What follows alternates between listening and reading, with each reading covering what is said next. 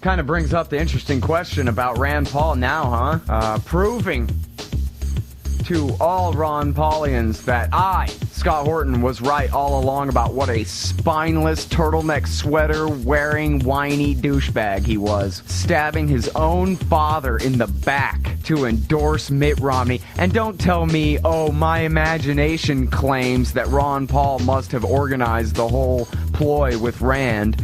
You're wrong. He didn't. And even his wife is on video saying, yeah, Rand called and gave us half an hour's notice that this is what he was going to do. Stab his father in the back.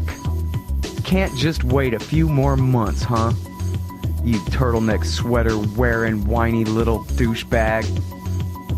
Stabbed his own father, the greatest parliamentarian in the history of mankind.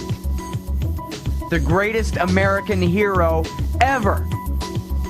Stabbed him in the back so he could get a couple of months head start on campaigning for Mitt Romney in his turtleneck. And then Romney lost anyway. Boy, it's a good thing Rand Paul doesn't have any honor, because if he did, right now would be the part where he has to take a sword and commit Harry Carey. What a disgrace. I'd like to see, I don't know, at the next family reunion, the rest of the Paul kids all just put the gang beat down on him. Is there any way we can just go back in history and make it where there was never a Rand Paul and Ron Paul's other kids just got to be Ron Paul's kids instead of the greatest parliamentarian ever being disgraced by his own son this way? And then for nothing, you don't even get to be the transportation secretary in the Romney administration. You don't even get to be in charge of health and human services or nothing. And now, how many Ron Paulians are going to take Rand Paul seriously when he runs for president in 2016? I predict now, and I'm the one who told you this entire time, that Barack Obama was going to skate right in and be reelected. I didn't even watch any of the stump speeches of either Romney or Obama since the conventions whatsoever. I haven't paid attention to it at all, because I already told you it's already a foregone conclusion, because I'm so smart and I already figured it out a long time ago. That's the way it is. That's the way it's going to be. And I'm predicting for you now that Rand Paul's going to go nowhere in 2016. And it doesn't matter whether, oh yeah, because Bill Kristol and the neocons still have a stranglehold on the party's foreign policy and they don't like him. No, you know what it is? He doesn't inspire the kind of love and loyalty that his father inspired at all. You know why? Because he's just another Republican politician. The fact that his last name is Paul doesn't mean anything. And I know people say, well, he's better than other Republican senators on this and that issue a little bit. Yeah, but you can't count on him. They'll stab his father in the back, then that means you can't trust him at all, see? And what's hilarious about that whole episode, right, is of course that Ron Paul was perfectly happy to pass the torch on to his son, right? He's in the middle of doing so. You can't just let him finish up and get to the convention first, huh? You can't just wait until Romney's got the nomination and then go and campaign for him and lose anyway. Never mind waiting until the father leaves Congress at the beginning of next year, or really the end of this year.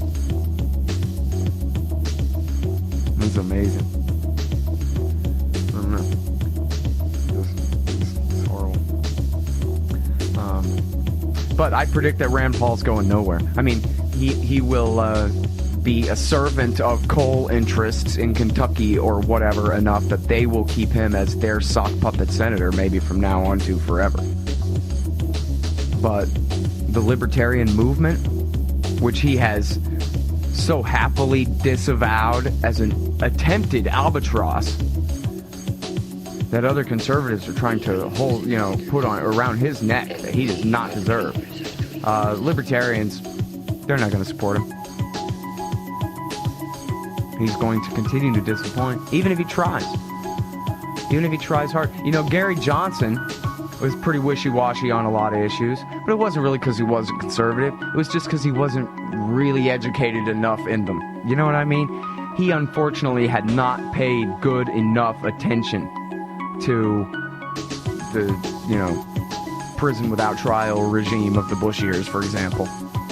So he started out not good enough on Guantanamo. But then he got better on it, right? He got better on the wars. By the time of the debate the other night, Gary Johnson was railing against the murderous wars. The horrible, terrible wars. He got better, because really his heart is in the right place. Really, because he is a decent guy. Yeah, he started off kind of Republican, a little bit mavericky and a little bit libertarian for a Republican. And no, he hasn't sat down and read all of the collected works of Rothbard and memorized them. But he wants to be good on stuff. He wants to get it right. You can tell he's a principled guy. He'd make a hell of a great senator, I think. Assuming you have to have a Senate, which I'm all for abolishing the Senate. Don't get me wrong, but I'd love to see Gary Johnson's Senate. Why not? Sure, man. And you can tell that he's a decent person. Rand Paul's not a decent person. Rand Paul is a douche. That's what he is. And you don't have to be a libertarian who's disappointed in his betrayal of his father, the greatest parliamentarian in world history, to think so either. You could be pretty much anyone and look at Rand Paul and his shifty eyes and his turtleneck sweater, and then was somebody making fun of his bad toupee? Is he bald under that thing? I don't know. But you could just take one look at him and say, that guy is a douche. That's what he is. He's a douche. People may have, words that they would like to use to characterize me. I don't know. But I don't think that's one of them. You could call me a jackass, maybe. But not a douche. But Rand Paul, and Gary Johnson, he's not a douche. He might be some other thing. But Rand Paul is a spineless, turtleneck sweater wearing whiny little bitch. That's what he is. Well, what's interesting is that I think if I stab my dad in the back, then the Republican Party will like me better. You know what's interesting? Nobody likes a rat, Rand. Nobody.